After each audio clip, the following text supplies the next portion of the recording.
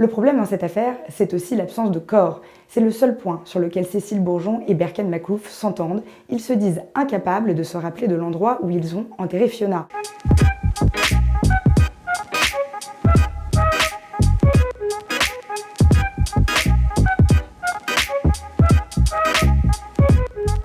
L'affaire avait ému la France entière. Le 12 mai 2013, Cécile Bourgeon se rend au commissariat de Clermont-Ferrand pour signaler la disparition de Fiona, sa fille âgée de 5 ans. Mais 4 mois plus tard, la thèse de l'enlèvement tombe et c'est un scénario plus sordide qui se dessine.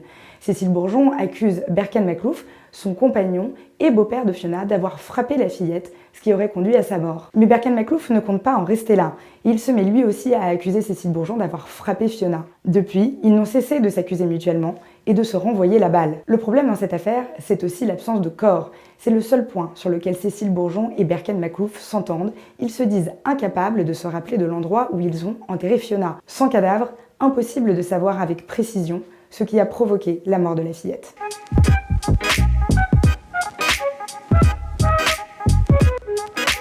Pour la 4e fois depuis leur interpellation, Berkane Makhlouf et Cécile Bourgeon vont de nouveau être jugés.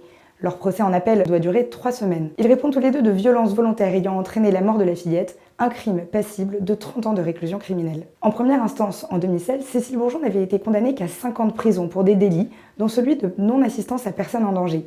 Berkane Makhlouf, lui, avait été jugé coupable des coups portés à Fiona et condamné à 20 ans de réclusion criminelle. Le verdict prononcé en appel sera bien plus sévère. Ils seront tous les deux jugés également coupables et tous les deux condamnés à 20 ans de prison.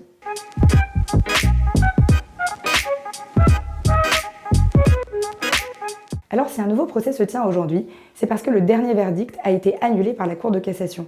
Pendant 3 semaines, Cécile Bourgeon et Berkane Makhlouf vont de nouveau être jugés et la Cour d'assises va de nouveau tenter de comprendre ce qu'il s'est passé cette terrible nuit de mai 2013. S'il est peu probable que les deux accusés fassent de nouvelles révélations, tout l'objet de ce procès va être de se rapprocher le plus possible de la vérité et de juger Cécile Bourgeon et Berkane Makhlouf de manière définitive.